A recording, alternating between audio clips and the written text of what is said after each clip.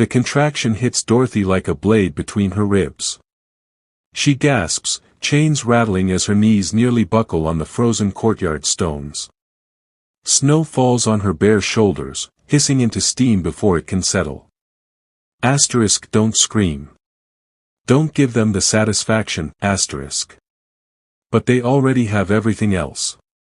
Lot 47. The auctioneer's voice carries across Frostfang's central courtyard. Pregnant she-wolf, fire-resistant bloodline, bearing unknown young. Bidding starts at 50 gold. Dorothy can smell their disgust. The pack that raised her, taught her, claimed her, now selling her while her child fights to enter a world that's already rejected them both. The blindfold cuts into her temples.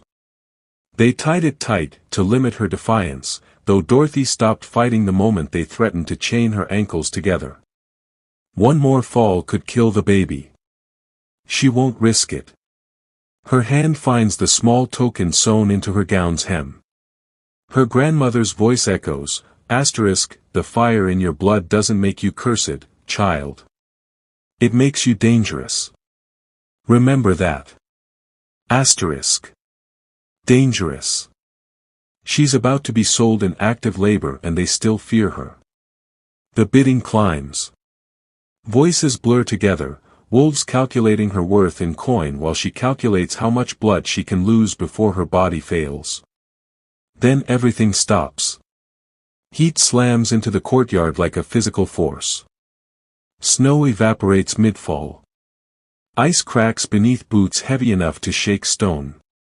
A new voice, dark, ancient, furious, who sells a woman in labor on my borders? The Fire Lord. Dorothy's heard the stories. A creature of ash and rage who burns kingdoms that displease him. She senses him circling her, assessing. The heat rolling off him should hurt, but it doesn't. Her fire-resistant skin drinks it in like water. When he speaks again, addressing her this time, the crowd holds its collective breath. Tell me, little wolf, why would your pack auction their own? Dorothy lifts her blindfolded face toward that voice. Her answer comes steady despite the contraction building. Because, my lord, they never wanted me in the first place. Silence. Then. How much for her? The auctioneer stammers a figure. Kevin Knight laughs, dark and mirthless. A heavy sack hits the ground with a metallic crash that echoes like thunder. Keep the change. She's mine now. Round pushpin comment where you're watching from, what country or state. Do you think the Fire Lord came to rescue Dorothy or does he have his own agenda? Let me know what you think happens next.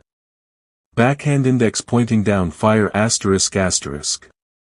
Dorothy had known she was different from the moment her blood first ran too hot. Most Frostfang wolves survived winter by enduring the cold. Dorothy survived by ignoring it entirely. While her pack siblings huddled near fires, she stood bare-armed in blizzards, watching snow dissolve against her skin like morning mist. Her mother called it unnatural. Her father called it unfortunate. The pack elders called it dangerous. By age 7, Dorothy learned to hide. To pretend cold bothered her. To fake shivers she never felt. To avoid fires that her body craved to touch but everyone else feared she'd be consumed by. The day everything changed, she was 12. A hunting accident, Marcus Frost, the Alpha's youngest son, trapped under a burning tree. Flames everywhere. Adult wolves howling for water, for help, for someone brave enough to reach through the inferno. Dorothy didn't think. She ran straight into the fire. The flames parted around her like curious friends. She grabbed Marcus, dragged him free, emerged without a single burn while the forest raged behind her. Marcus lived. Dorothy's childhood ended. What are you? Her mother had whispered that night, staring at Dorothy's unmarked skin with something between wonder and revulsion. Dorothy learned the answer years later, pieced together from her grandmother's whispered stories and fragments of pack history the elders tried to erase. She carried the bloodline of the Emberborn, an ancient clan of fire-resistant wolves who once served as bridges between wolf territories and the Fire Kingdom. When wolves and fire shifters went to war 3 generations ago, the Emberborn were slaughtered. Hunted down as traitors by both sides. Families burned. Children drowned to purify the bloodline. Survivors scattered. Dorothy's grandmother had been one of those survivors, hiding her nature, marrying into Frostfang, praying the trait would skip her descendants. It didn't. And now, 23 years later, Dorothy stood in that same courtyard where Emberborn wolves were once executed, chained, pregnant, auctioned, with her pack's hatred wrapped around her like a noose. The Fire Lord's heat still radiated behind her. His claim still echoed. Dorothy's child kicked hard against her ribs, as if sensing the shift. As if knowing their mother had just been bought by the one being in this realm who might understand what it meant to carry fire in your veins. But understanding didn't mean safety. And freedom bought with gold was still a chain, just prettier. Dorothy's grandmother's final words haunted her, asterisk, the fire in you will either destroy you or remake this world. Asterisk. Standing blindfolded in melting snow, claimed by the Fire Lord himself, Dorothy was about to discover which. Fire. If you're hooked on Dorothy's story, hit that subscribe button. Will she survive childbirth? Can she trust Kevin Knight? Will the Frostfang pack let her go without a fight? Subscribe so you don't miss what happens next. Backhand index pointing down.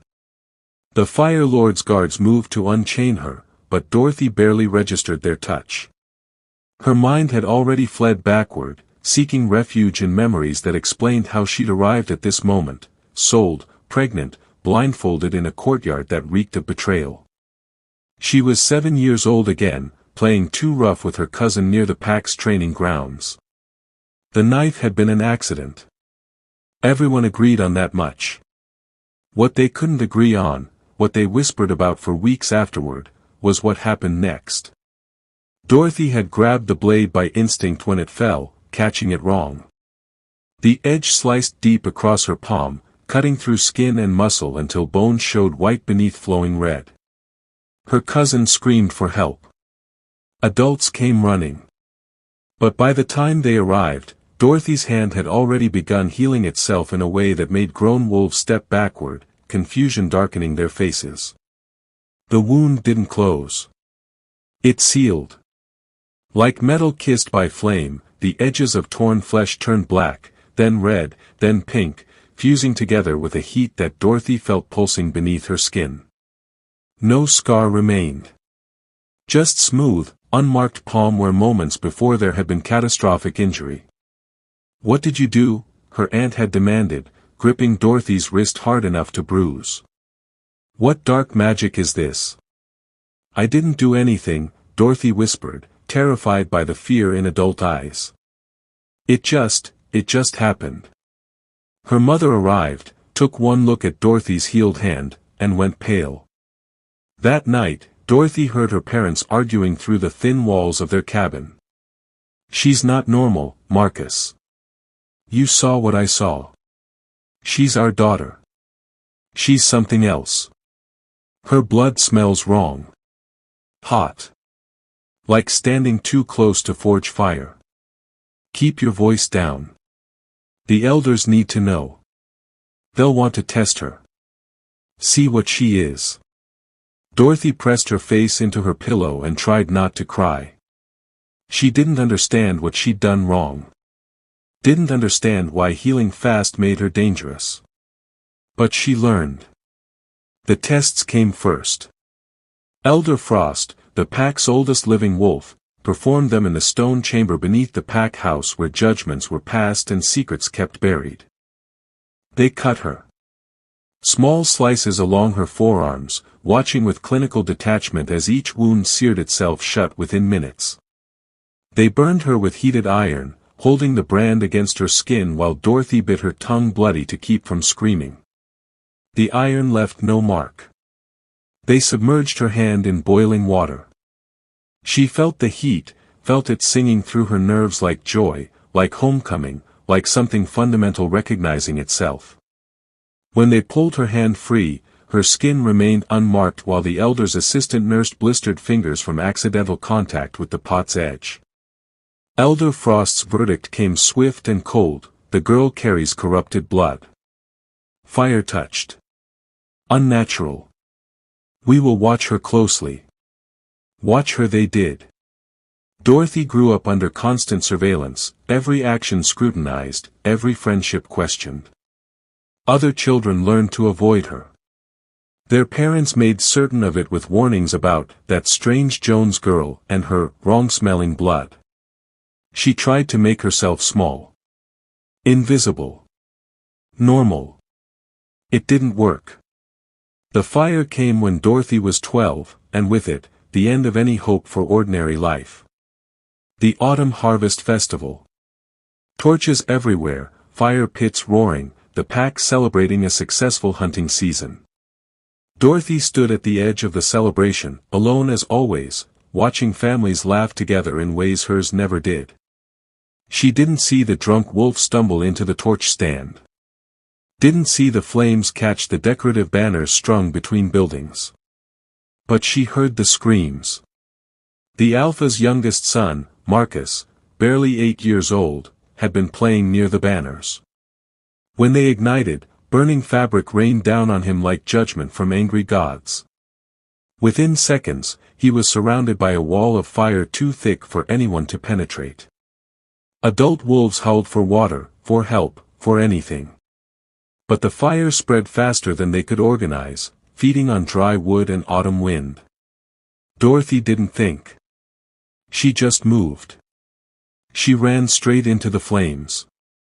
The heat embraced her like a mother she'd never had. Fire parted around her body, creating a pathway where there should have been only death. She could hear the flames singing, could feel them recognizing something in her blood that called to their essential nature. Marcus lay curled against a collapsed post, sobbing, his clothes beginning to smoke. Dorothy grabbed him, hauled him up with strength she didn't know she possessed, and ran back through the inferno. She emerged on the other side unmarked. Not a single burn. Not even singed hair. Marcus lived. The pack celebrated his rescue. And Dorothy's isolation became absolute.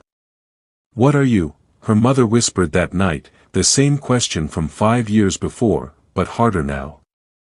Edged with something worse than fear. Edged with revulsion. Dorothy didn't have an answer. Not until 3 years later, when her grandmother, her father's mother, always the quiet one, always watching, finally broke her decades-long silence. "Come with me, child." Grandmother Elena's voice carried the weight of buried history. She led Dorothy deep into the forest, far from pack lands, to a cave marked with symbols Dorothy didn't recognize. Inside, preserved beneath layers of oiled cloth, lay books the pack elders claimed didn't exist. "Your great-great-grandmother was Emberborn," Elena said quietly, lighting a small fire that seemed to dance toward Dorothy with curious intensity. "An ancient bloodline, older than the current wolf clans, older than the territorial wars that shaped this realm." Dorothy's hands trembled as she touched the brittle pages. Illustrations showed wolves wreathed in flames, standing between two worlds, wolf territories on one side, the Fire Kingdom on the other. "We were bridge keepers," Elena continued. "Diplomats. Peacekeepers. The only wolves who could touch fire and survive, who could walk into the Fire Kingdom and negotiate with beings made of living flame. Our blood ran hot because it needed to. We were meant to unite, not divide. What happened to them?" Dorothy whispered, though part of her already knew. "War. 30 years ago. The Fire Kingdom and the Wolf clans went to battle over territory rights and broken treaties. Both sides demanded the Emberborn choose loyalty. We refused. We tried to broker peace." Elena's voice cracked. "They called us traitors. Both sides. Wolves hunted us as fire sympathizers. Fire shifters burned us as wolf spies. Within 2 years, nearly every Emberborn bloodline was exterminated. How did you survive? I hid what I was. Married a wolf with no fire resistance. Prayed the trait would skip generations, die out naturally, let my descendants live normal lives. Elena touched Dorothy's face with weathered fingers. But blood remembers, child. Even when we try to forget. Dorothy stared at the ancient texts, at illustrations of wolves standing proud in their power rather than cowering from it. The pack elders know, don't they? That's why they test me. Watch me. They suspect. The older ones remember the Emberborn purges. They remember the prophecy that Elder Frost's grandmother recorded before the war. What prophecy? Elena's expression darkened. That when wolves and fire shifters stand on the brink of annihilation, an Emberborn child would rise to unite the realms. The elders reinterpreted it as threat rather than promise. They believe any Emberborn who emerges will destroy the wolf clans, not save them. So they'll kill me. Dorothy's voice stayed steady despite the fear pooling in her stomach. Not while you're useful. Your healing makes you valuable for dangerous tasks. Your fire resistance means you can retrieve things others can't. They'll use you, Dorothy. And the moment you become more dangerous than useful, they'll eliminate the threat. Dorothy sat in that cave for hours, reading about her ancestors, about wolves who walked through fire with their heads held high. About a bloodline that wasn't cursed. Wasn't wrong. Just misunderstood by those too afraid to see beyond their own limited perspective. That night marked the beginning of her careful suppression. She learned to hide her healing by allowing wounds to remain visible longer, covering them until they'd sealed themselves. She avoided fire completely, even when winter cold bit deep and every instinct screamed at her to step closer to warmth. She made herself useful in precisely calculated ways, dangerous enough to be valuable, never powerful enough to be threatening. For 11 years, she played the role of broken, manageable wolf. For 11 years, she survived by making herself smaller than she was. Until they forced her into a political mating with a wolf who saw her as duty, not desire. Until pregnancy revealed what she couldn't hide anymore, that her Emberborn blood would pass to the next generation. Until the pack elders looked at her swelling belly and saw not a child, but the prophecy their ancestors had feared. Until they decided the easiest solution was to sell the problem before it could grow teeth. Dorothy surfaced from memory as the Fire Lord's guards finally removed her chains. Her wrists ached where iron had bitten deep, leaving marks that were already beginning to seal themselves with that telltale heat. Kevin Knight stood watching her with eyes that reflected flame. He didn't speak. Didn't need to. The question hung between them as clearly as if he'd shouted it. Did she know what she was? Did she understand the power sleeping in her blood? Dorothy lifted her blindfolded face toward him, toward the heat that felt like recognition, like home, like something fundamental finally acknowledging its reflection. Yes, she whispered, answering the unspoken question. I know what I am. His response came soft but absolute, good. Because those wolves have no idea what they just sold me. The Fire Lord's fortress rose before them like a promise Dorothy wasn't sure she could trust. But as Kevin Knight's guards escorted her through gates that radiated warmth instead of cold judgment, her mind pulled her backward once more, to the night everything shattered beyond repair. 6 months earlier. The Frostfang Council chamber smelled of old wood and older wolves.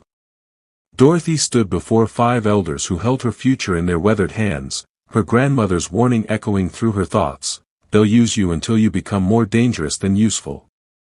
She'd reached that threshold. They just hadn't told her yet. Dorothy Jones. Elder Frost spoke her name like an accusation. The council has deliberated on your unique situation. Your bloodline, while troublesome, presents an opportunity for alliance. Dorothy's stomach tightened. Opportunities in Frostfang politics usually meant someone else's benefit at her expense. The Ironwood Pact to the north requires proof of our commitment to regional stability, Elder Frost continued. Their war captain, Silas Blackwood, needs a mate. You will fulfill this role.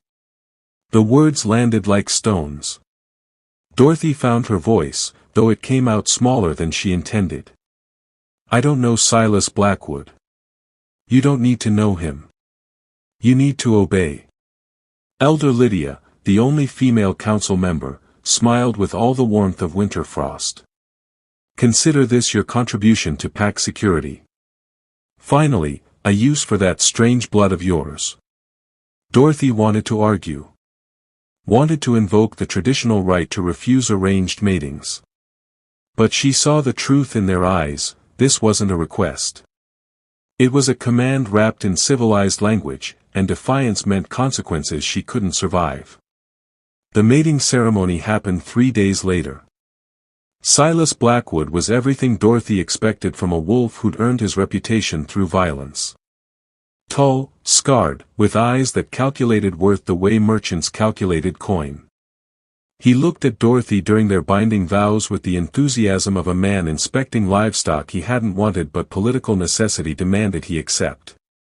Fire-blooded freak, he muttered as the elder tied their wrists together with ceremonial cord. This is what I get for loyalty to cross-pack alliances. Dorothy said nothing. She'd learned years ago that silence was armor. The night that followed taught her that some violations wore the mask of legality. Duty, they called it. Consummating the bond. Fulfilling her purpose as a mate. Silas took what the council had given him rights to, and Dorothy bore it the way she'd borne every other cruelty, by disappearing into herself, by counting heartbeats until it ended, by promising her younger self that survival mattered more than dignity. When it was over, Silas dressed without looking at her. Don't expect affection, Jones. This is politics. You're a checkbox on my path to higher rank. Nothing more. Dorothy pulled the blanket around herself, feeling the familiar heat in her blood that wanted to rage, to burn, to fight back. She pushed it down. Swallowed it. Survived. She discovered the pregnancy 4 weeks later. The healer who examined her went pale, pressing her hand against Dorothy's abdomen with increasing pressure, as if hoping her initial findings were wrong. You're carrying. The healer's voice held accusation rather than congratulation. Nearly a month along. Dorothy had suspected. Her body ran too hot, her appetite had shifted, and something fundamental inside her recognized the change before any test could confirm it. I need to inform the council, the healer said quickly, already moving toward the door. Wait, why? Dorothy sat up. Isn't this what they wanted? An heir from the political union? The healer paused, something like pity flickering across her face. Your blood, child. Whatever you carry, it's running even hotter than yours. The council will want to examine this. She was right. Within hours, Dorothy found herself back in the council chamber, this time with Silas standing as far from her as the room allowed, his expression twisted with disgust. She seduced me. His first words. His defense. Used whatever unnatural heat runs through her to trap me with a child I never wanted. Dorothy's shock came out as harsh laughter. Seduced you? You think I wanted any of this? Enough. Elder Frost's command cut through the chamber. The mating was sanctioned. The child is legitimate. But we have concerns about its nature. The healer stepped forward, wringing her hands. The fetus displays unusual thermal signatures. Its blood temperature exceeds even Dorothy's abnormal baseline. If the Emberborn traits are this pronounced already, then the child represents a threat. Elder Lydia finished the thought with cold satisfaction. A fire-resistant infant with amplified abilities could destabilize pack hierarchy. Could attract unwanted attention from the Fire Kingdom. Could fulfill the prophecy our ancestors feared. Dorothy's hands moved to her stomach protectively. The prophecy speaks of uniting realms, not destroying them. Your interpretation. Elder Frost's eyes hardened. We interpret it as the rise of a being too powerful for wolf society to contain. Your grandmother filled your head with romantic notions of bridge-keeping and peace. She failed to mention that every Emberborn who gained significant power became a target for elimination by those who feared what they couldn't control. So you'll what? Dorothy demanded. Kill an unborn child because you're afraid? We'll consider all options. Elder Lydia's smile never reached her eyes. Including annulment of your mating bond. Silas Blackwood should not be bound to complications he didn't consent to. Silas spoke up immediately. I want the annulment. She's defective. The child is probably defective. I want no part of this disaster. The rejection should have hurt. Instead, Dorothy felt only relief that she wouldn't have to endure his touch again. But that relief shattered with Elder Frost's next words. Annulment is premature. Dorothy remains useful for now. However, given the circumstances, she'll be removed from her current housing and placed in the Eastern Quarter. Minimal pack contact until we determine the child's fate. Eastern Quarter. The place where wolves sent those awaiting judgment. Where pack rejects lived in isolation until the council decided whether they deserved continued existence. Dorothy became a ghost in her own pack. They denied her access to proper meals, claiming limited resources. She grew thin while her belly swelled, her Emberborn healing the only thing keeping her and the baby alive. They refused her medical care beyond basic monitoring, and even that came with hostile hands and whispered slurs. Fire taint. Cursed womb. Demon child. Dorothy endured. She had no choice. Her baby moved inside her with unusual vigor, little fists and feet pressing against her skin as if already fighting for survival.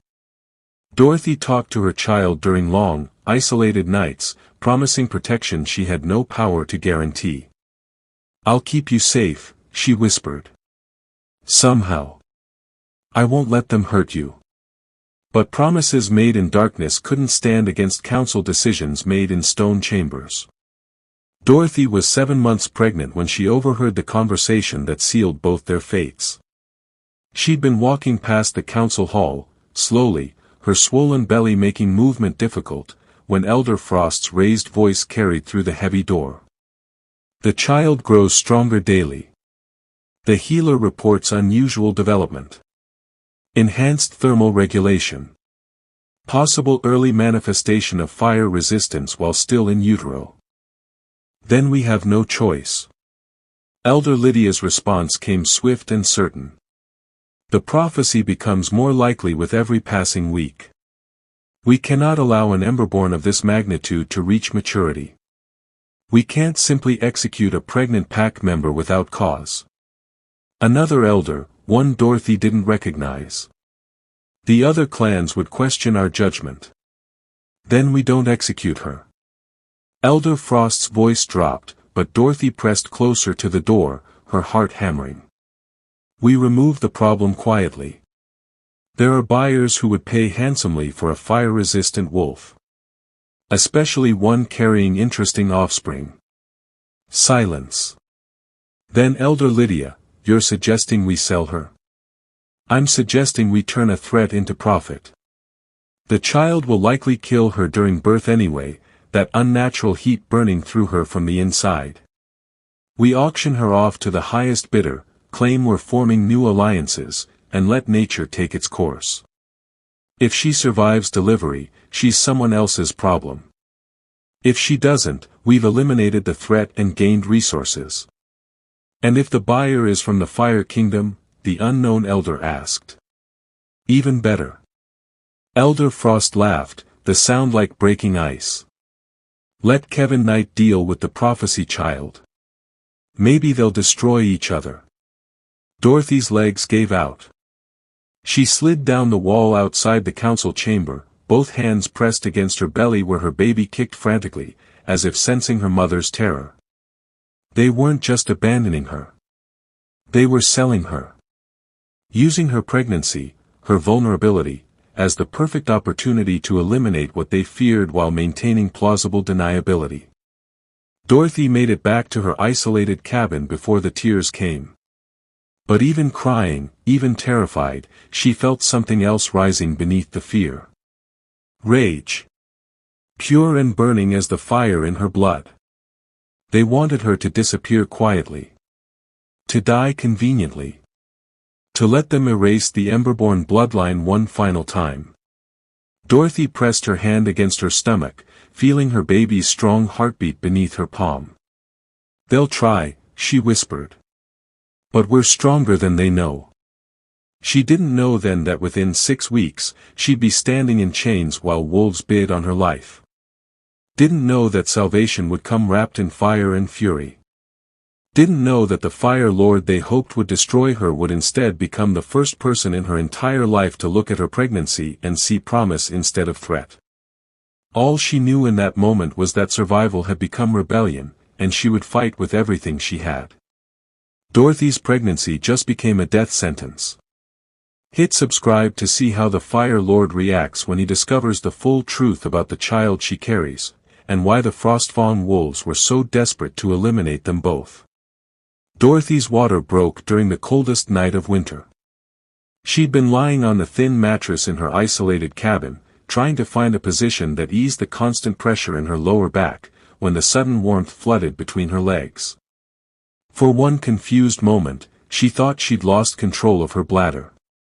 Then the first contraction hit, and she understood. Too early. The baby wasn't due for another 3 weeks. Dorothy struggled to her feet, bracing herself against the wall as pain radiated through her abdomen. She needed help. Needed the healer. Needed someone, anyone, despite months of cruel isolation. She made it to her door, yanked it open, and found 2 pack guards already standing on her threshold. "How did you?" Another contraction cut off her words. She doubled over, gasping. "Council's orders," the larger guard said, his expression empty of sympathy.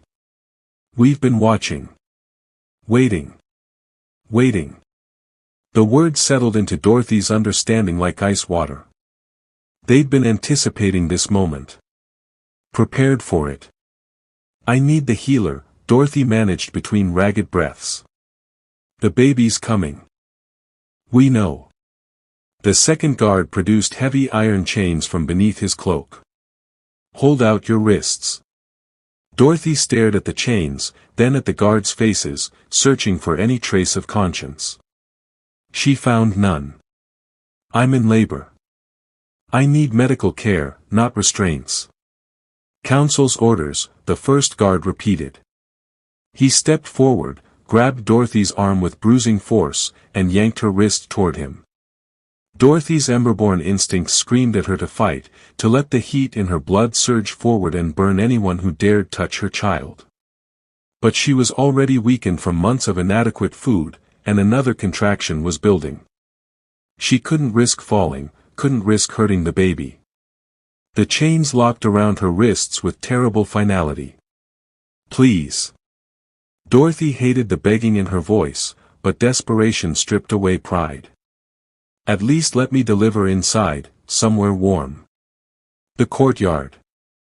The second guard secured a second set of chains around her ankles, just loose enough to shuffle but not walk properly. "Everyone needs to see." They dragged her into the winter night. Snow fell in thick sheets, coating Dorothy's thin nightgown within seconds. The cold bit through fabric, through skin, settling into bones that usually ran too hot to feel winter's touch. But labor was draining her strength, pulling heat from her core to fuel the impossible work of bringing life into a world that didn't want it.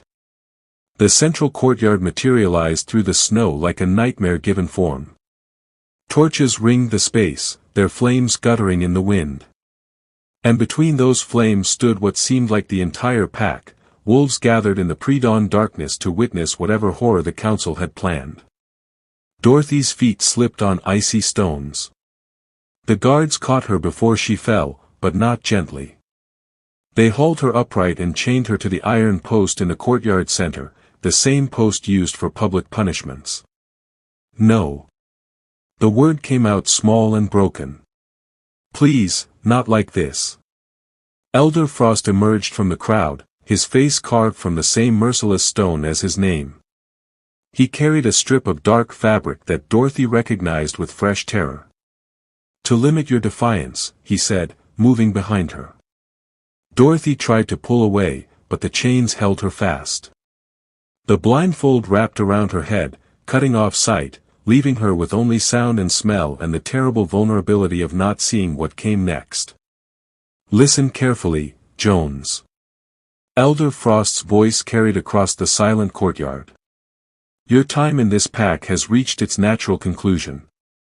Your bloodline is a threat. Your child is an abomination. But we are not without mercy. Mercy. Dorothy would have laughed if another contraction hadn't chosen that moment to tear through her. We're offering you to the highest bidder, Elder Frost continued. Perhaps someone will see value where we see only danger. Perhaps you'll find a home elsewhere. Or perhaps, he let the sentence hang with calculated cruelty. Perhaps nature will take its course, and the problem will resolve itself. Through the blindfold's darkness, Dorothy heard whispers spreading through the crowd. Excited whispers. Anticipatory. They were enjoying this. She forced herself to breathe through the contraction, to think past the pain. The council wasn't trying to help her. They were staging a spectacle. A public execution dressed as commerce. Somewhere in the crowd, a door opened and closed. Dorothy caught fragments of conversation drifting from the pack house, Elder Lydia's voice, speaking to someone Dorothy couldn't identify. The cold will do most of the work. She's already weak from restricted rations. Labor in these temperatures, chained, unable to properly position herself, Elder Lydia's satisfaction carried clearly. I give her 2 hours before the body starts shutting down. And if someone actually purchases her? The unknown voice sounded uncertain. Then they inherit a woman in medical crisis. Most buyers will lose interest once they realize she's actively dying.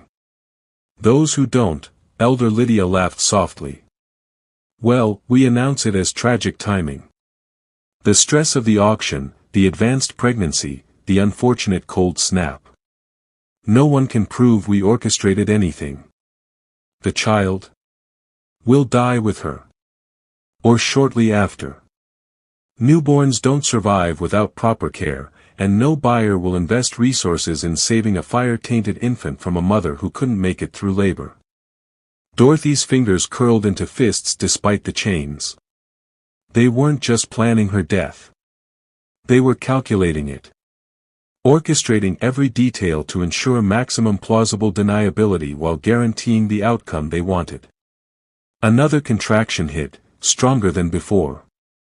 Dorothy bit back the scream that wanted to escape, refusing to give them the satisfaction. But her knees buckled, chains catching her weight and cutting into her wrists.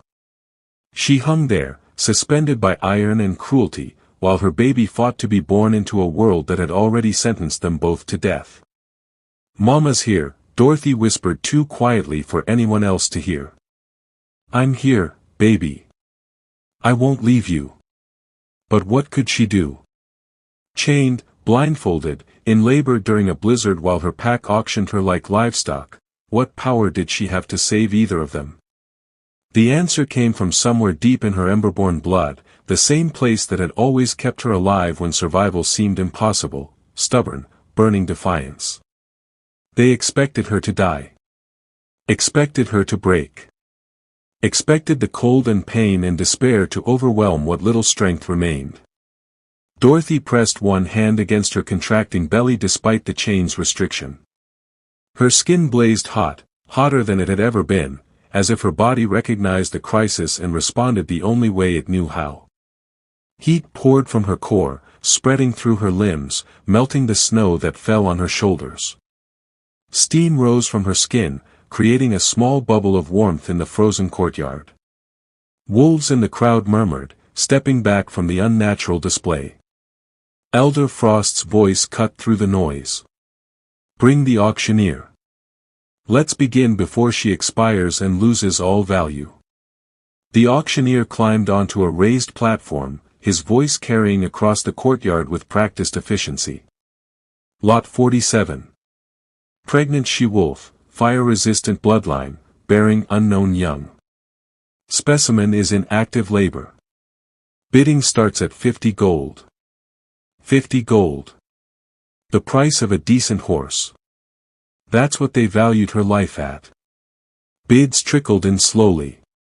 Wolves more curious than serious, testing the waters, wondering if the spectacle was worth the investment.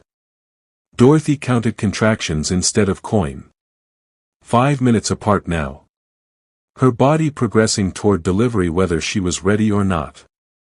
She thought of her grandmother, dead 2 years now, who'd spent her final night whispering truths Dorothy hadn't wanted to hear. When they corner you, child, when they try to break you, that's when the fire decides if you're worthy of the blood you carry. Dorothy had asked what that meant. Her grandmother had smiled sadly. It means you'll burn or you'll rise. There's no middle ground for Emberborn. A stronger contraction bent her double. The chains bit deeper.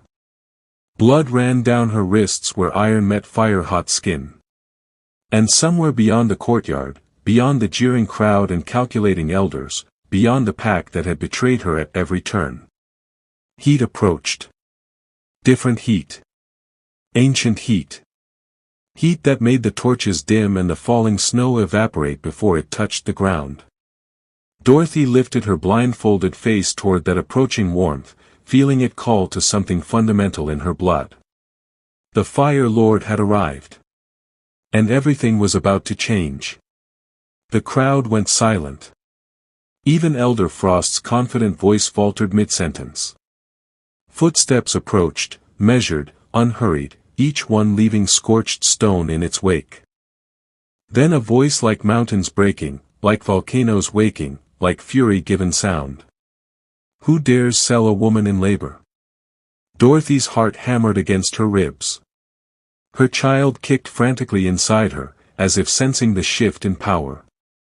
Through the blindfold's darkness, Dorothy felt the Fire Lord circling her, assessing the chains, the blood, the contracting body they'd put on display.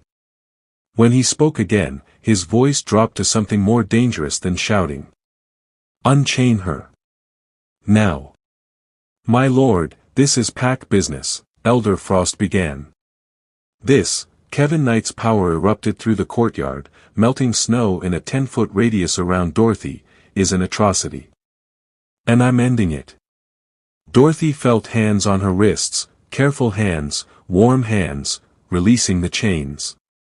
The blindfold came off last, and she blinked against torchlight to see the Fire Lord kneeling in melted snow, his face carved with righteous fury. "You're safe now," he said quietly, for her ears alone. "Both of you." Another contraction hit. Dorothy gasped, clutching his arm without thinking. Kevin Knight looked at the council members who'd orchestrated this nightmare.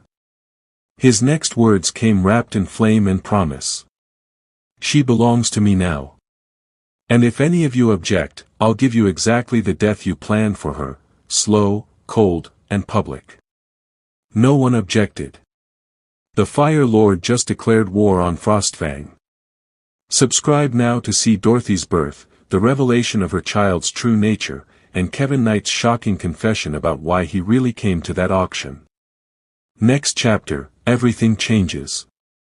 The chains fell away from Dorothy's wrists with a metallic clatter that echoed across the silent courtyard. Kevin Knight remained kneeling before her, his presence radiating heat that turned the falling snow to mist before it could touch either of them. Dorothy blinked against the sudden absence of the blindfold, her vision adjusting to torchlight that seemed dim compared to the fire rolling off the man in front of her. She'd heard stories about the Fire Lord her entire life, tales of brutality, of kingdoms reduced to ash, of a heart carved from volcanic stone that knew no mercy. The man kneeling before her looked nothing like those stories. His eyes held fury, yes, an anger so profound it made the air shimmer with heat. But that rage wasn't directed at her. It was aimed at every wolf in the courtyard who'd participated in this atrocity. "Can you stand?" His voice, which moments ago had commanded with the force of breaking mountains, softened when addressing her. Dorothy tried. Her legs trembled, weakened from months of deprivation and the advancing labor. She made it halfway upright before another contraction hit, stealing her breath and buckling her knees. Kevin caught her before she fell, one arm supporting her back, the other steadying her shoulder. His touch burned, not painfully, but with recognition. Fire meeting fire. Her ember-born blood singing in response to power it had been bred to understand. "The child comes soon," Dorothy gasped between ragged breaths. "Hours, maybe less. Then we have no time to waste." Kevin turned toward Elder Frost, who stood frozen on the platform, his confident expression cracking like ice over deep water. "I'm invoking the Accord of Flames." The crowd's collective intake of breath was audible. Even Dorothy, isolated as she'd been, recognized those words. The Accord of Flames. An ancient treaty signed 3 centuries ago, before the war that had slaughtered her ancestors.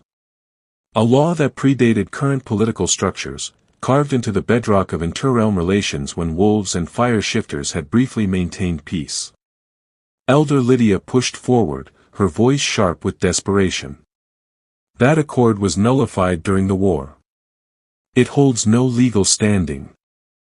It was never nullified.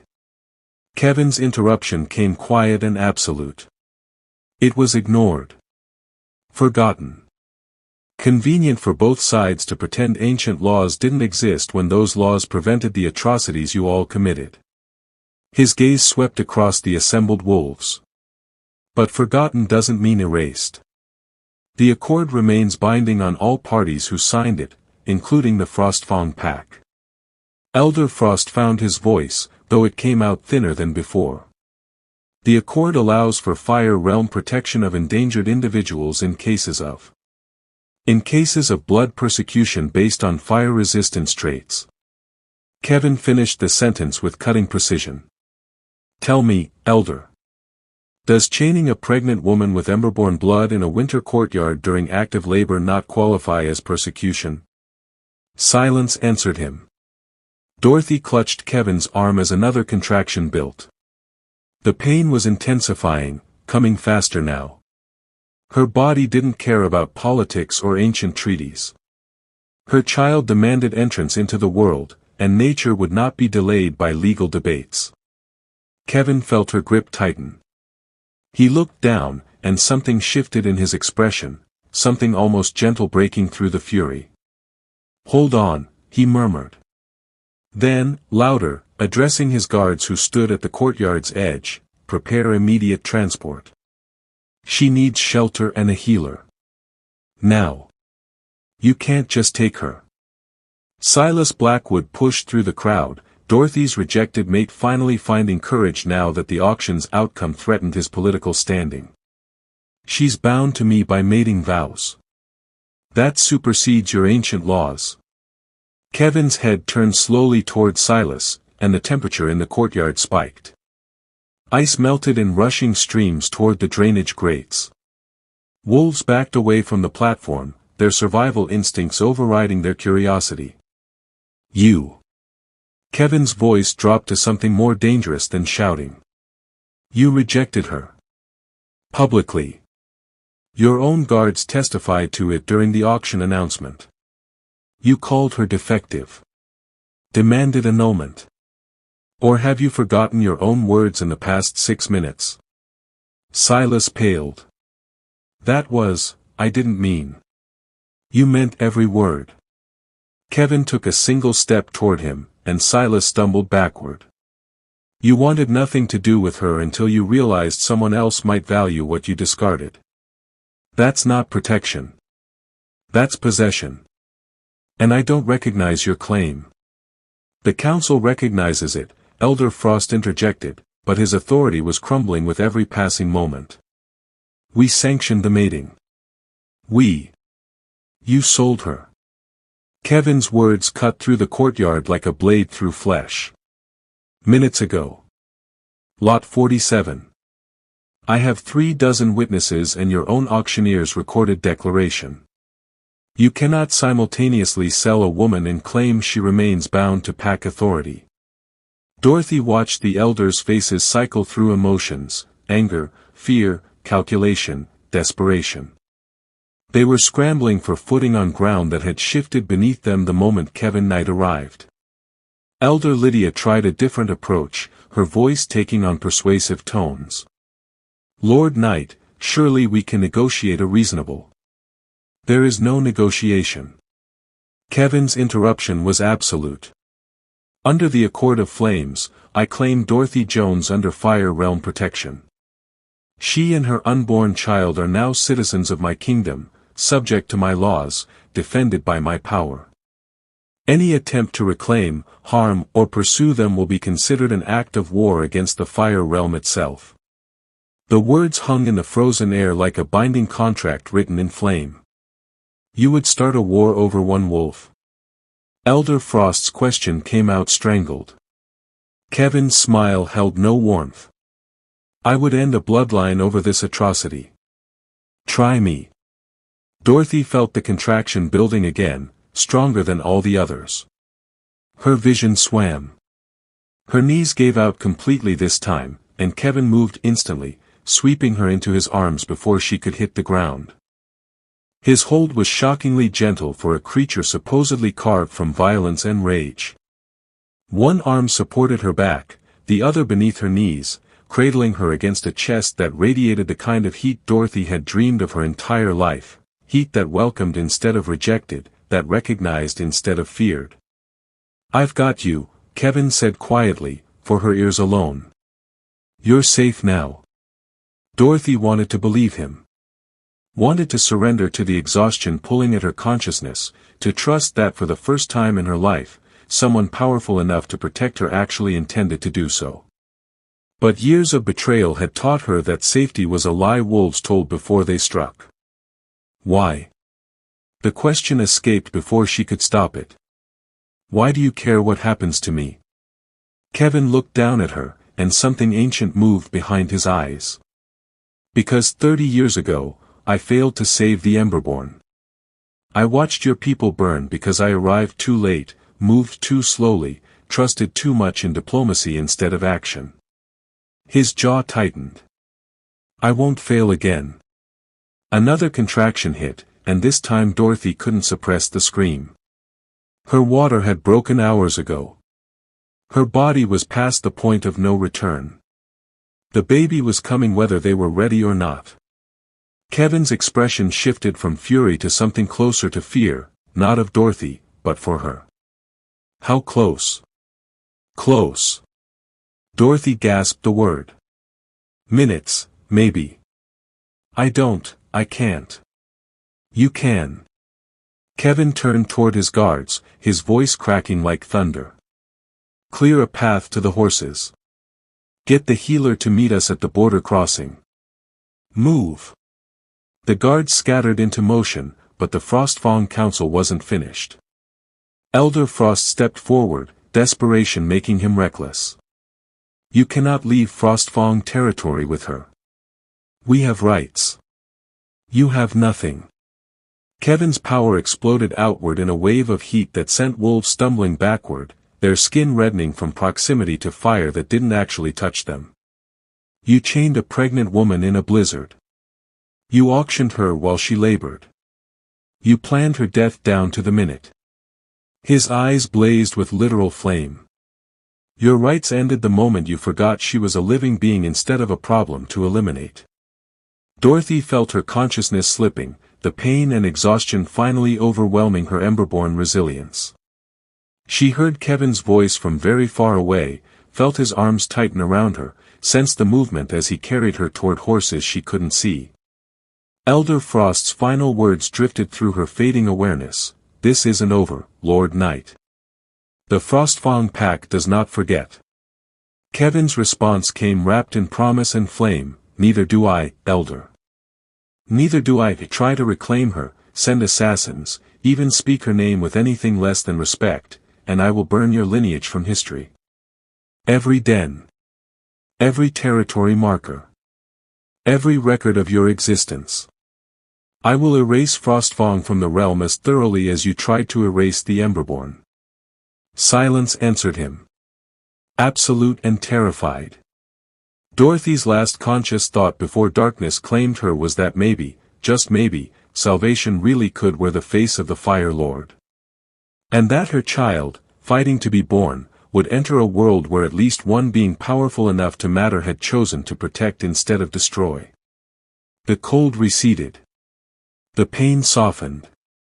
And Dorothy let herself fall into unconsciousness, held secure in arms that burned with righteous fury and unexpected gentleness. She did not die in that courtyard.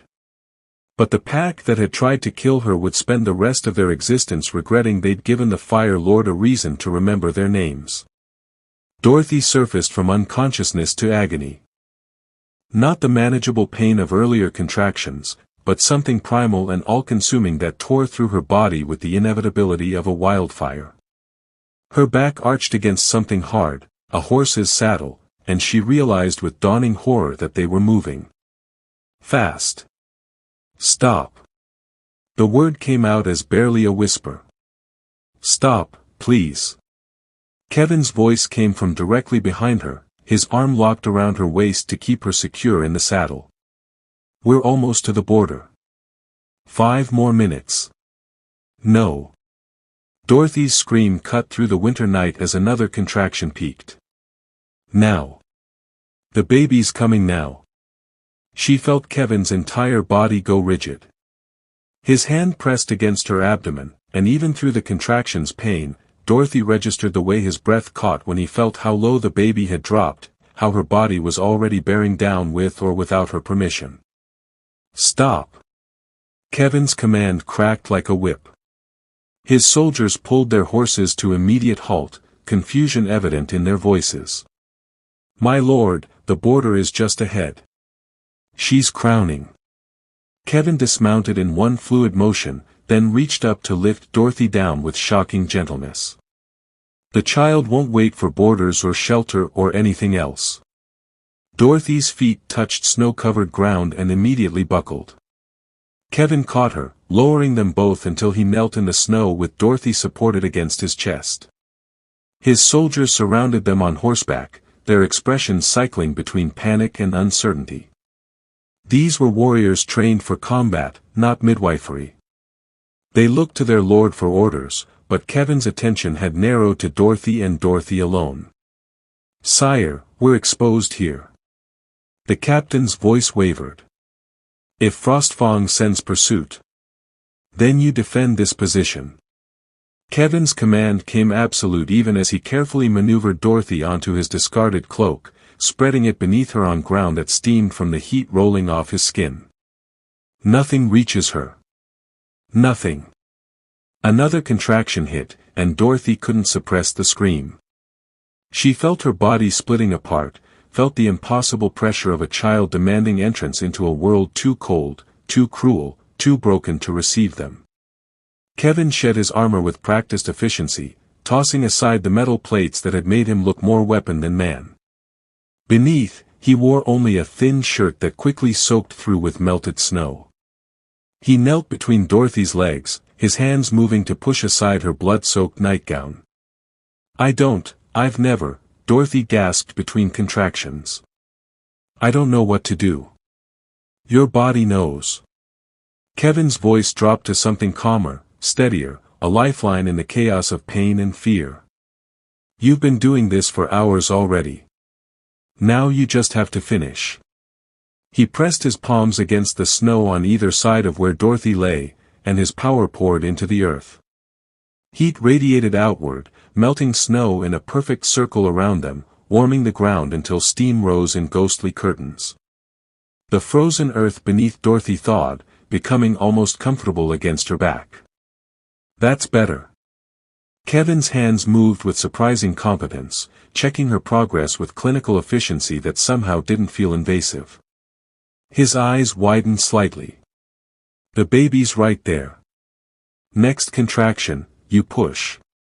Understand?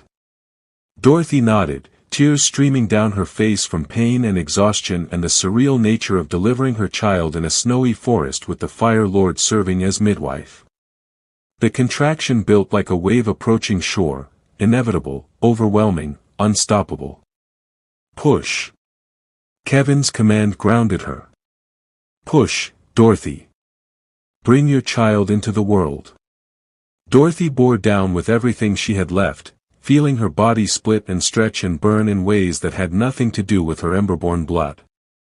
She heard herself screaming, heard Kevin's voice cutting through her own cries with steady encouragement. Good.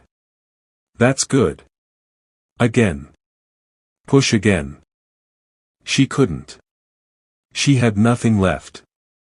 Months of starvation and isolation had stolen her strength, and labor had consumed what remained. Her vision darkened at the edges, consciousness threatening to flee again. Dorothy. Kevin's hand found hers, his grip firm and grounding. Stay with me. Your child needs you. Stay. Something in his voice, not command but desperate plea, pulled her back from the edge. Dorothy opened her eyes to find Kevin's face inches from hers, his expression stripped of all the fury and authority that had characterized him in the courtyard. Right now, he looked almost afraid. One more, he said quietly. One more push. I can see the head. You're so close. The next contraction was already building. Dorothy grabbed Kevin's hand with crushing force and pushed with everything her battered body could muster. Pressure. Release. A rushing sensation. And then. A cry split the winter night. Small, indignant, furious at the cold world receiving them. Dorothy collapsed back against the steaming ground, gasping for breath, while Kevin moved with sudden urgency. She couldn't see what he was doing, but she heard him murmuring, wordless sounds of reassurance directed at the baby. A girl. Kevin's voice carried wonder and something else Dorothy couldn't quite identify. You have a daughter. He wrapped the infant in his own shirt, pulling the fabric from his body without hesitation, then lifted the baby with hands that trembled slightly. When he turned back toward Dorothy, cradling the newborn against his bare chest, Dorothy's breath caught at the sight. The baby was perfect. Small, red-faced, screaming her fury at the universe, and glowing. Not metaphorically. Literally glowing. Beneath her skin, visible through the translucent surface of brand new flesh, embers pulsed with each breath. Soft orange light that flickered and shifted like coals in a banked fire. Kevin stared at the infant in his arms, his expression cycling through shock, recognition, and something that looked almost like grief. His thumb brushed gently across the baby's cheek, and where his skin touched hers, the glow brightened in response. Fire recognizing fire. She's emberborn. Kevin's voice came out rough, broken around the edges. Truly, completely emberborn. I've seen the old texts, the descriptions, but I never thought. He looked up at Dorothy, and his eyes shone with unshed tears. She's what your people were meant to be before the war tried to erase you. Dorothy reached up with trembling hands, and Kevin carefully placed the baby on her chest. The warmth radiating from her daughter's small body felt like coming home after a lifetime of exile. This heat didn't burn or threaten. It welcomed. It belonged. Hey, little one. Dorothy's voice cracked as she touched her daughter's face, traced the small nose and perfect lips. I'm your mama. I've got you. The baby's cries softened, her glowing skin pulsing in rhythm with Dorothy's racing heartbeat. One tiny fist wrapped around Dorothy's finger with surprising strength. Kevin remained kneeling in the snow, his bare torso steaming in the winter air, watching mother and daughter with an expression Dorothy couldn't quite read. His earlier fury had burned away, leaving something raw and vulnerable in its place. You did it. Kevin's words came soft, almost reverent. You survived what they tried to do to you. You brought her into the world despite everything. Dorothy looked up at him, this creature of legend and nightmare who'd shed his armor and knelt in freezing snow to catch her child with his own hands. Blood stained his palms, her blood, her daughter's blood, and he didn't seem to notice or care. Why? The question Dorothy had asked before returned with new urgency. Why would the Fire Lord risk his life for a wolf he doesn't know? Kevin's jaw tightened. He looked away, staring into the darkness beyond their circle of melted snow. When he spoke, his voice carried the weight of old wounds and older regrets. 30 years ago, during the Emberborn Purge, I was newly crowned. Young. Arrogant. I thought I could negotiate peace, that words and treaties would be enough to stop the killing. His hands clenched into fists. I was wrong.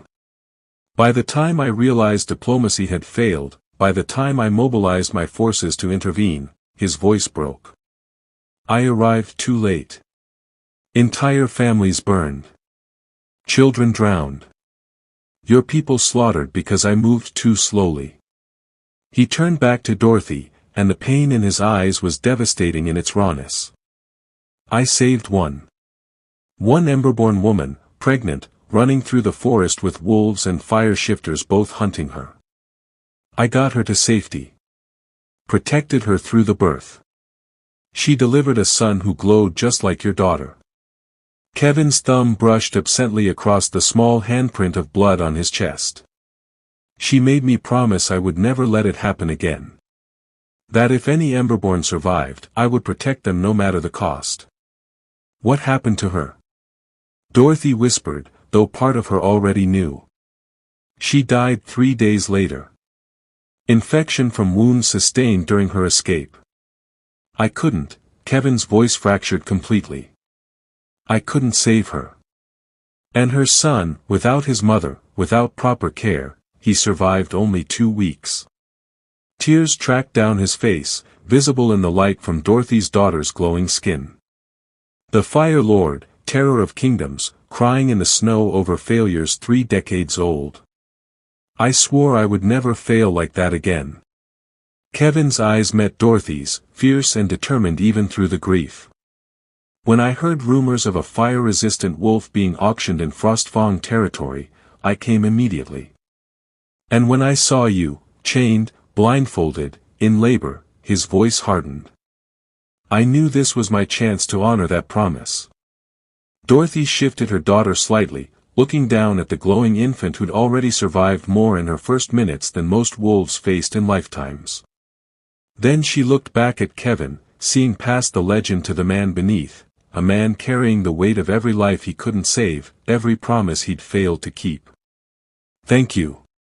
The words felt inadequate, but Dorothy offered them anyway. For coming. For caring. For catching her. Kevin wiped roughly at his eyes, his composure reassembling piece by piece. You're safe now. Both of you. Not on my watch. Never on my watch. He said it like an oath, like a vow written in fire and blood. I won't let them hurt you. I won't arrive too late again. Dorothy's daughter made a small sound, her glow pulsing brighter as if in agreement. Dorothy felt tears streaming down her own face, not from pain now, but from the overwhelming relief of being protected instead of persecuted, defended instead of destroyed. What do we do now? She asked quietly. Kevin stood, retrieving his cloak and wrapping it around Dorothy and the baby both.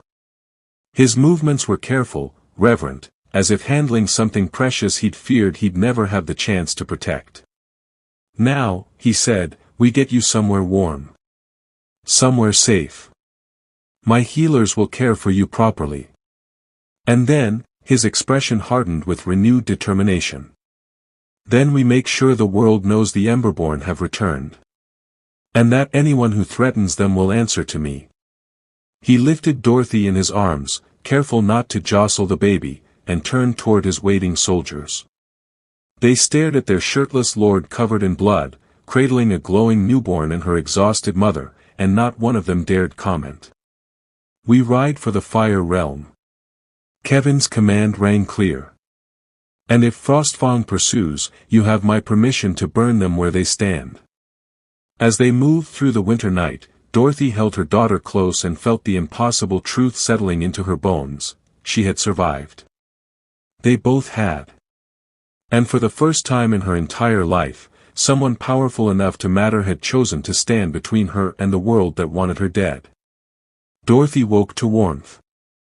Not the sharp, desperate heat of her own ember-born blood fighting to keep her alive, but genuine comfort, soft blankets, a crackling fire, air that didn't bite with winter's cruelty. For a confused moment, she thought she was dreaming. Then her body reminded her with 1,000 aches that everything had been devastatingly real. The labor. The snow. The Fire Lord catching her daughter with his own hands. Her daughter. Dorothy's eyes snapped open fully, panic surging through exhaustion. She tried to sit up, but gentle hands pressed her back against pillows that smelled of cedar and smoke. "Easy." A woman's voice, calm and warm. "Your daughter is fine. She's right here." Dorothy turned her head to find a cradle beside the bed, carved from dark wood and lined with fabric that shimmered like captured firelight. Inside, wrapped in blankets too fine for someone of Dorothy's former station, her baby slept peacefully. The glow beneath her skin pulsed with each breath, soft orange light that painted shadows on the cradle's interior. "She hasn't stopped glowing since birth." The woman moved into Dorothy's line of sight, her features kind but unfamiliar. She wore robes marked with symbols Dorothy recognized from ancient texts, healer's marks. "It's beautiful. Sacred. We've been taking turns watching her, just to witness it." Dorothy's throat tightened. Watching her daughter. In Frostfang, that would have meant surveillance, suspicion, fear. But this woman's expression held only wonder. "Who are you?" Dorothy's voice came out rough from screaming during labor. "Miriam. Chief healer of the Fire Realm." The woman checked Dorothy's pulse with professional efficiency, her touch gentle. "Lord Knight brought you across the border 3 days ago. You've been sleeping while your body recovered from," she paused, anger flickering across her features. "From what those wolves did to you." 3 days. Dorothy had lost 3 days to unconsciousness while her daughter entered the world without her fully aware. "She's been fed." Miriam seemed to read Dorothy's panic. "We have wet nurses who volunteered eagerly. But she's been waiting for you." Fussing more each day, as if she knows her mother should be awake. As if summoned by the conversation, the baby stirred. Her small face scrunched, her glow brightening, and she let out a cry that was surprisingly robust for someone so tiny. "May I?" Dorothy reached toward the cradle, her arms trembling. Miriam lifted the baby with practiced care and placed her in Dorothy's arms.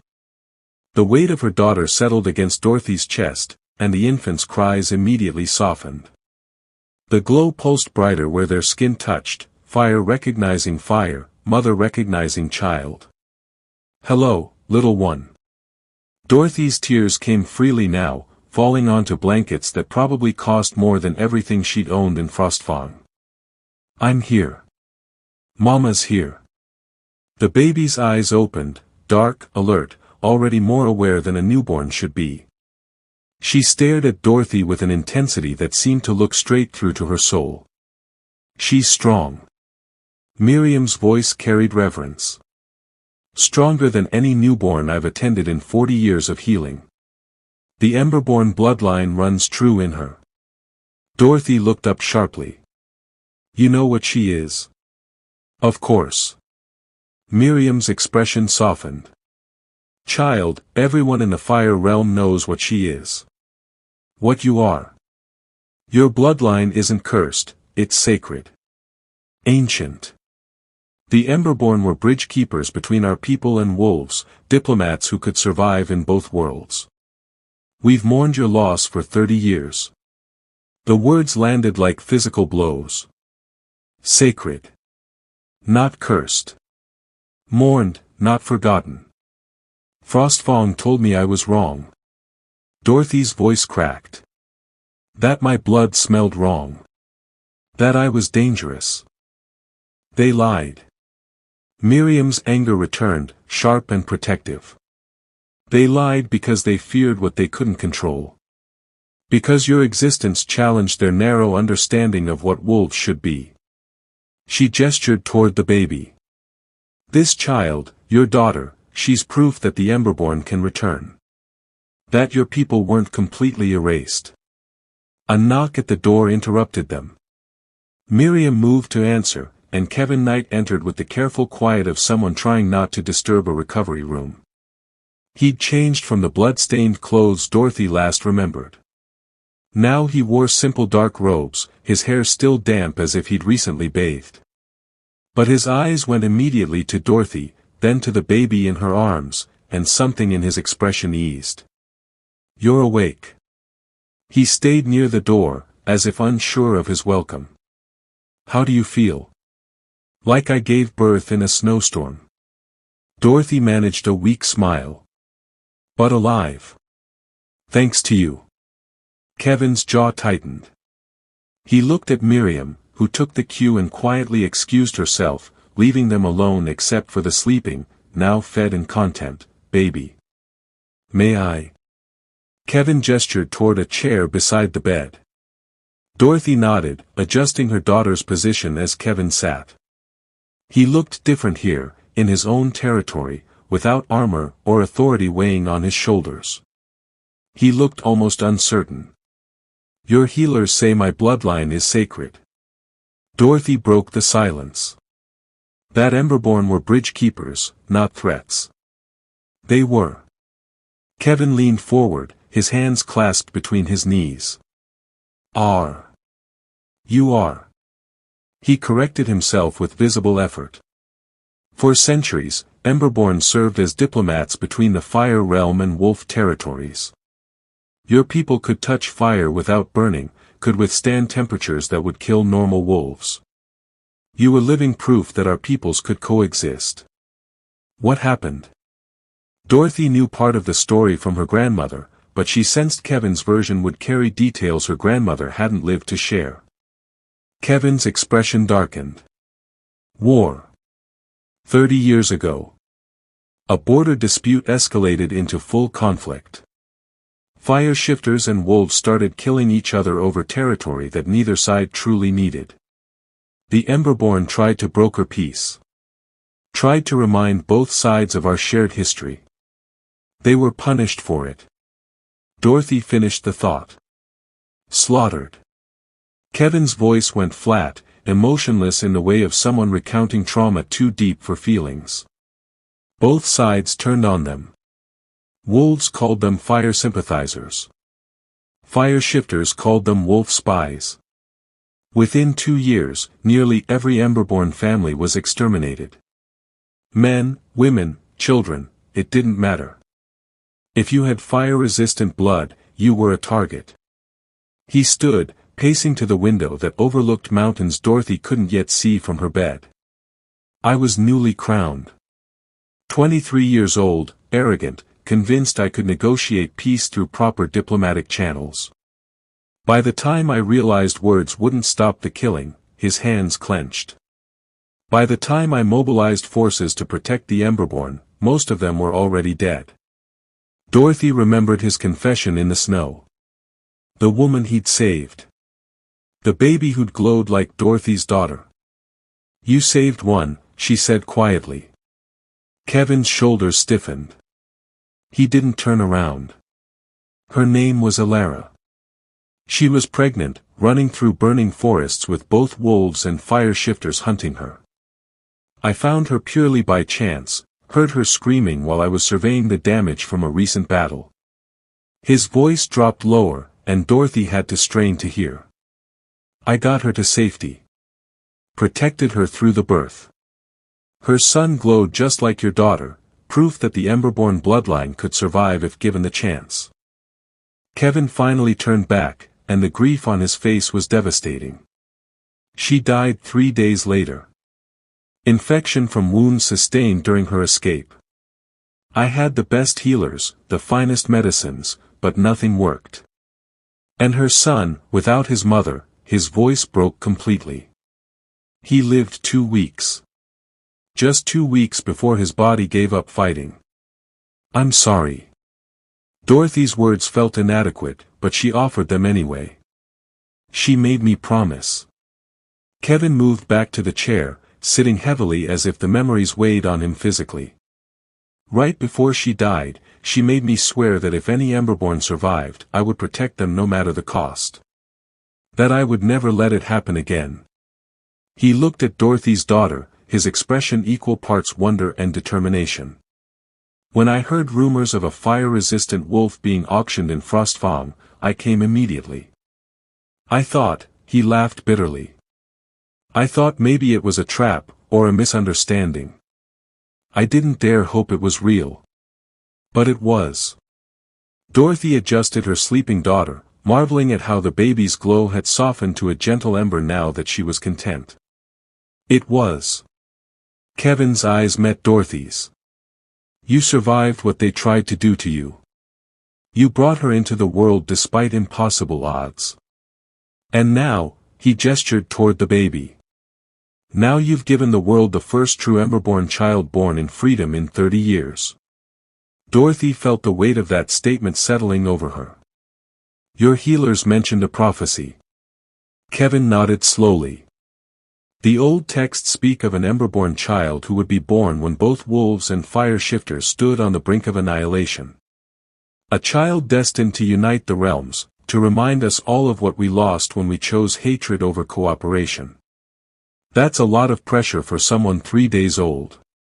Dorothy tried to keep her voice light, but fear crept in.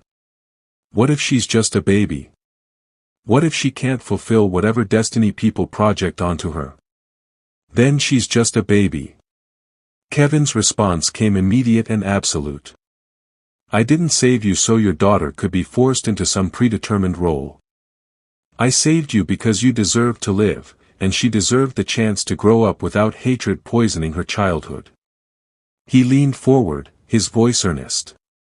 Dorothy, listen to me.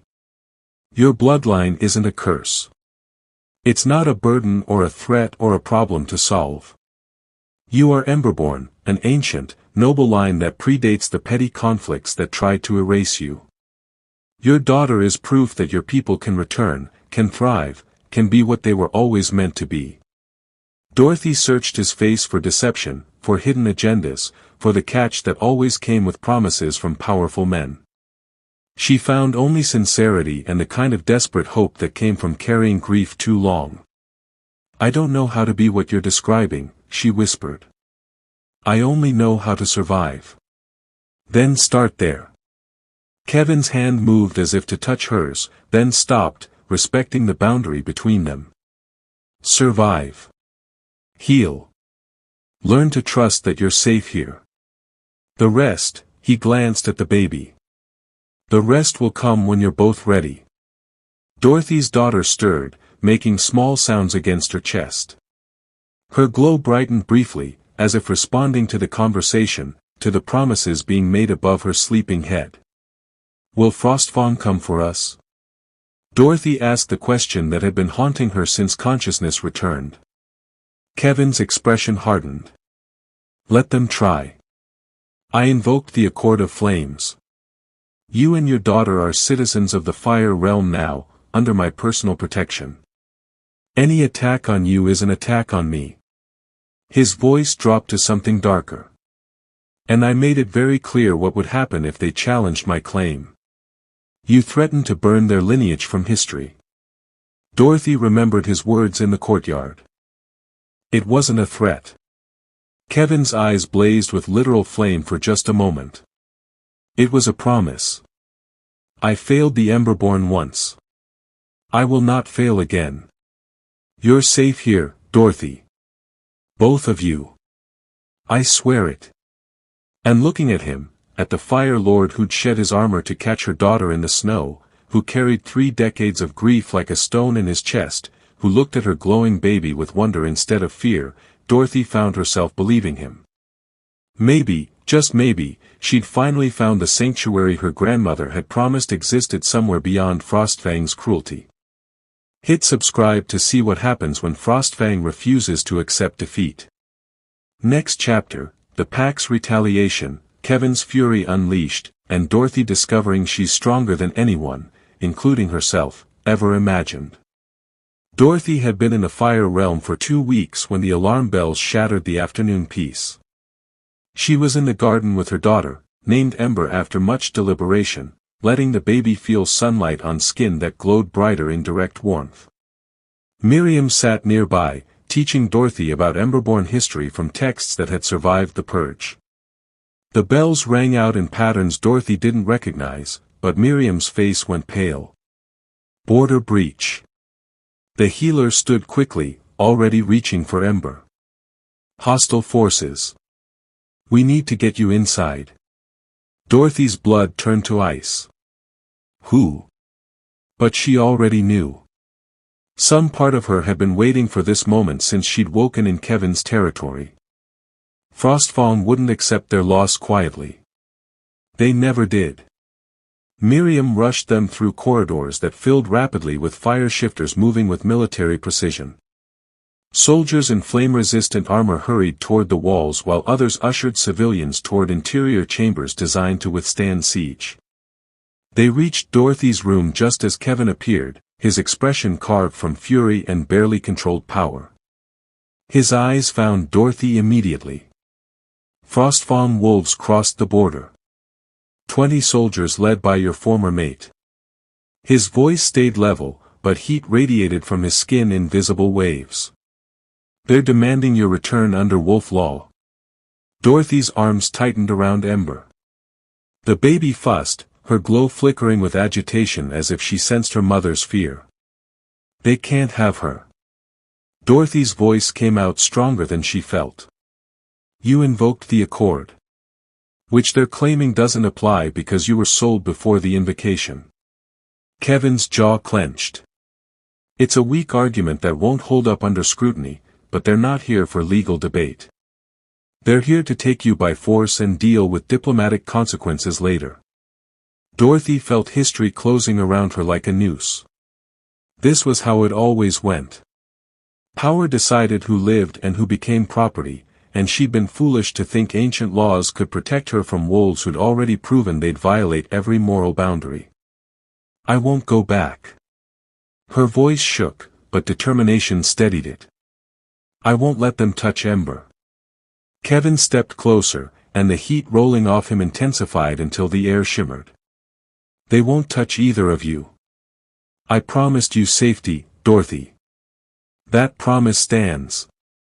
Against 20 soldiers. Dorothy's practical side overrode her desperate hope. Kevin, I can't ask you to start a war over. You're not asking.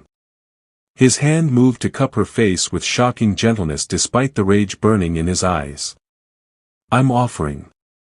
They violated my borders, challenged my authority, and threatened what I've sworn to protect. This isn't about you asking for anything. This is about me keeping my word. Miriam cleared her throat. My lord, the wolves are approaching the main gates. They're demanding an audience. Kevin's smile held no warmth. Then let's not keep them waiting. He turned to Dorothy, his expression softening slightly. Stay here. Miriam will ward this room with every protection we have. If anything happens. Nothing will happen. Dorothy surprised herself with the certainty in her voice. Because you won't let it. Something shifted in Kevin's face, surprise, perhaps, or recognition that she was finally beginning to trust him. He nodded once, then swept from the room with Miriam following to organize the defenses. Dorothy stood alone with Ember, listening to the sounds of preparation echoing through the fortress. She moved to the window that overlooked the main courtyard and saw them, 20 Frostfang wolves in battle formation, with Silas Blackwood at their center. Her rejected mate looked smaller from this distance, less threatening than she remembered. But Dorothy knew the danger he represented had nothing to do with his physical size and everything to do with what he symbolized, a pack that refused to accept they'd lost control of her.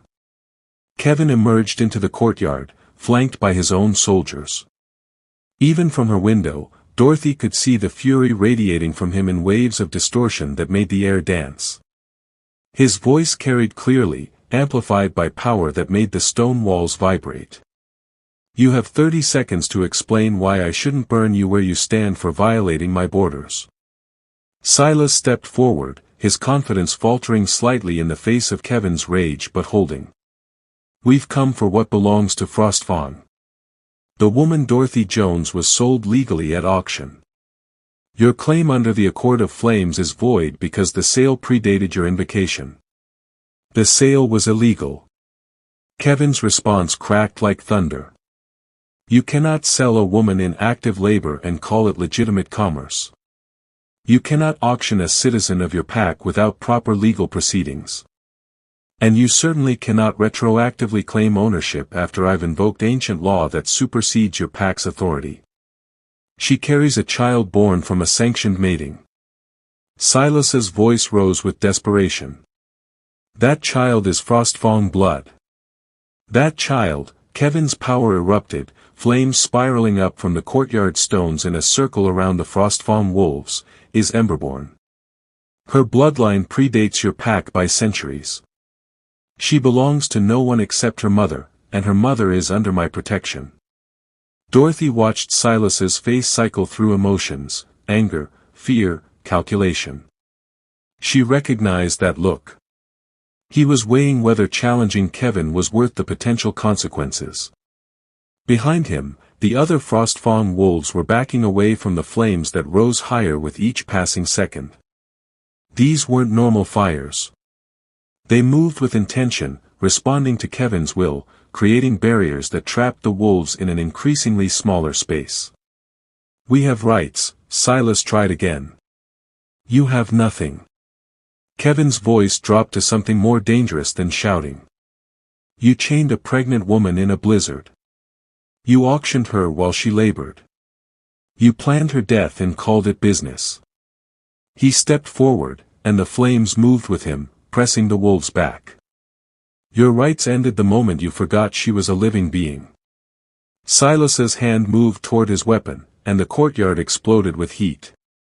Flames roared upward in a wall of fire that separated Silas from his soldiers, that surrounded Dorothy's former mate in a cage of burning death that somehow didn't quite touch him. Kevin stood at its center, his power on full display, his fury finally unleashed. Draw that weapon, Kevin said softly, and you'll learn what it means to burn. From her window, Dorothy saw Silas's hand fall away from his blade. Saw his confidence crumble as he faced the reality of what he challenged. The Fire Lord wasn't just powerful, he was ancient power given form, and Silas was a wolf who'd grown too comfortable in a world where his threats usually worked. We'll report this to the Council of Territories. Silas's voice had lost its edge. You can't just. I can. Kevin's flames died down slightly, but the threat remained. Under the Accord of Flames, I can protect any fire-resistant individual facing persecution. Under ancient law that predates your pack's founding charter, I can claim sanctuary seekers. And under my own authority as Fire Lord, I can burn every wolf who threatens those under my protection. He gestured, and the flames parted, creating a path back toward the border. Leave. Now.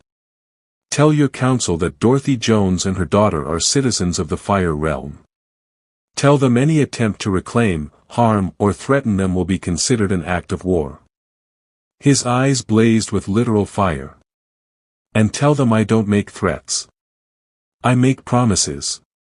Silas hesitated, pride warring with survival instinct. Dorothy held her breath, ember clutched tight against her chest, watching the man who'd violated her autonomy struggle with the decision to retreat. Finally, survival won. Silas turned toward his soldiers and gave the order to withdraw. But as he moved toward the path Kevin had created, he looked up, directly at the window where Dorothy stood. Their eyes met across the distance, and Dorothy saw the hatred burning there. This wasn't over. Not for him. Not for Frostfawn. But something had shifted inside Dorothy as she watched Kevin defend her with the full force of his power. She wasn't the helpless wolf who'd been chained in a courtyard anymore. She was protected by someone who meant every word of his promises. She was, for the first time in her life, untouchable. The nightmares started 3 nights after the Frostfawn wolves retreated. Dorothy woke to screaming, not Ember's infant cries, but something deeper, more anguished. She pulled on a robe and followed the sound through corridors she'd learned to navigate, until she found herself outside Kevin's chambers. The guards at his door looked uncomfortable. "My lady, the Lord sometimes." "I know." Dorothy didn't wait for permission. She pushed the door open and stepped inside. Kevin thrashed in his bed, sheets tangled around him, his body radiating heat that made the air shimmer. Words poured from him in broken fragments. "Can't reach her, too late, burning, all of them burning." Dorothy approached carefully, remembering Miriam's warnings about Kevin's power during vulnerability. But she'd survived fire before. And something in her Emberborn blood responded to his distress with recognition, flame calling to flame, pain answering pain. "Kevin." She spoke his name softly, sitting on the edge of his bed. "You're dreaming. Come back." He didn't respond. His power flared, flames dancing across his skin, and Dorothy felt the heat wash over her. It should have burned. Should have sent her running. Instead, it felt like greeting an old friend. Dorothy did something she'd never attempted before. She reached out and touched the flames wreathing Kevin's arm. The fire didn't burn her. It welcomed her touch, curling around her fingers like living silk, responding to her Emberborn nature with recognition. Through the connection, she felt Kevin's nightmare, the forest burning, the screaming Emberborn, his younger self arriving too late to save anyone except one pregnant woman who would die anyway. "Kevin." Dorothy tightened her grip, her fire-resistant skin allowing her to hold on to flames that would have incinerated anyone else. "It's Dorothy. You saved me. You saved Ember. We're alive because of you." His eyes snapped open, wild with grief and confusion. He stared at Dorothy's hand wrapped in his flames, at her unmarked skin, at the impossibility of what she was doing. His voice came out hoarse. "You're touching my fire. I'm Emberborn." Dorothy smiled gently. "Did you forget?"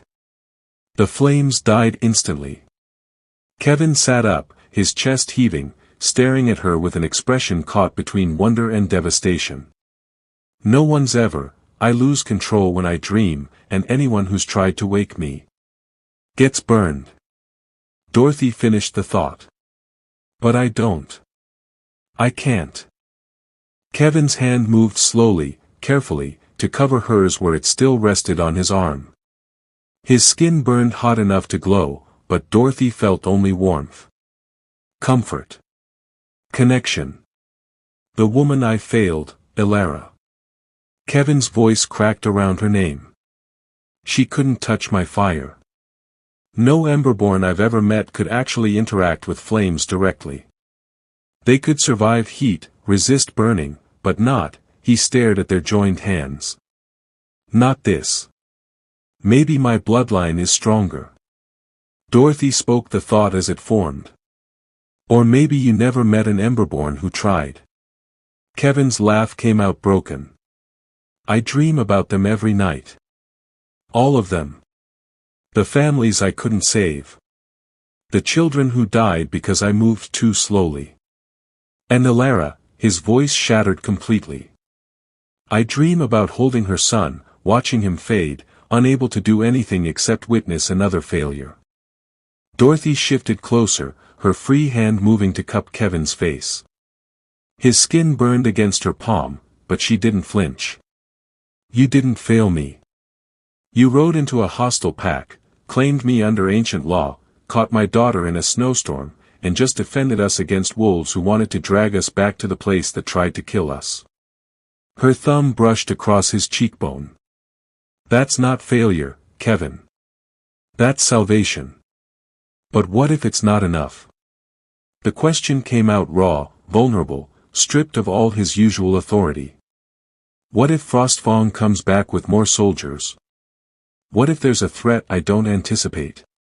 What if his voice broke. What if I fail again? Then we'll face it together. Dorothy's words surprised her with their certainty. I'm not Alara. I'm not the helpless wolf you found in that courtyard. I'm Emberborn, Kevin. I survived everything Frostfang tried to do to me. I delivered a child in winter while chained. I'm stronger than you think. She felt his flames respond to her touch, felt them reaching toward her like a question being asked. Dorothy let her own heat rise, the fire in her blood that she'd suppressed for so many years, and watched as her skin began to glow softly in response to Kevin's power. I can do this. Dorothy's voice strengthened as understanding bloomed. I can touch your fire. I can stand in heat that would destroy normal wolves. I can. She stared at her glowing hands, at the way Kevin's flames danced between their joined palms. I can be what my ancestors were meant to be. A bridge between your world and mine. Kevin's expression shifted from grief to something approaching hope. You're not afraid of me. I'm terrified of you. Dorothy's honesty made him flinch, but she continued. You're the most powerful being I've ever encountered. You could destroy me with a thought. She tightened her grip on his hand. But you won't. Because despite everything you've seen, everything you've survived, you still care enough to have nightmares about the people you couldn't save. She leaned closer, their foreheads almost touching, both of them glowing with shared fire. You don't want to fail again, Kevin. Then don't. But also accept that I'm not a victim anymore. I'm not something fragile you need to protect from breaking. I'm Emberborn. I'm a mother. And I'm choosing to stand beside you, not behind you. Kevin's arms moved to wrap around her, pulling her against a chest that burned with power and grief and desperate hope. Dorothy let herself be held, let her own fire answer his, creating warmth between them that had nothing to do with temperature and everything to do with two broken people recognizing each other's scars. I don't know how to do this, Kevin whispered against her hair. How to trust that you'll survive. How to believe I won't lose you like I lost all the others. You learn. Dorothy pulled back enough to meet his eyes. Day by day. You trust that I'm strong enough to stand in your fire without burning. You believe that Ember glows because she's meant to, not because she's cursed. And you accept that the Emberborn aren't gone, we're just beginning to return. She stood, drawing Kevin with her, and led him to the window that overlooked his territory. Dawn was breaking, painting the sky in shades of orange and gold that matched the fire in their blood. Look at what you've built, Dorothy said softly. A kingdom where fire shifters live without fear. Where power is used to protect instead of destroy. She turned to face him fully. Let me help you build more. Let me show wolves that Emberborn aren't threats, we're hope. Kevin stared at her as if seeing her clearly for the first time. Not as a victim to save or a promise to keep, but as a woman who'd survived everything meant to destroy her and emerged stronger for it. You're not what I expected, he said finally. Dorothy smiled. Good. I'm tired of being what people expect. Ember's cries echoed from Dorothy's chambers down the hall, awake and demanding breakfast. Dorothy moved toward the door, but Kevin caught her hand. Thank you. His voice carried weight beyond the simple words. For waking me. For not being afraid of what you saw. Thank you for defending us. Dorothy squeezed his hand once before releasing it. For keeping your promises. For being the person Alara believed you could be. She left him standing in the dawn light, his expression caught between grief and healing. And as she returned to her daughter, to Ember, who glowed brighter each day, Dorothy felt something fundamental shifting inside her. She wasn't just a survivor anymore. She wasn't just a mother protecting her child. She was Emberborn. Ancient bloodline. Bridgekeeper. The first of her people to stand openly in a generation. And standing beside the Fire Lord, with her glowing daughter in her arms, Dorothy finally understood what her grandmother had meant: the fire in you will either destroy you or remake this world. Dorothy had chosen to burn bright. Dorothy and Kevin have found each other in the flames. Hit subscribe to follow their journey as Frostfang plots revenge, as Ember grows into her destiny, and as two broken souls learn that healing doesn't mean forgetting, it means choosing to burn brighter together. The Emberborn have returned, and nothing will ever be the same.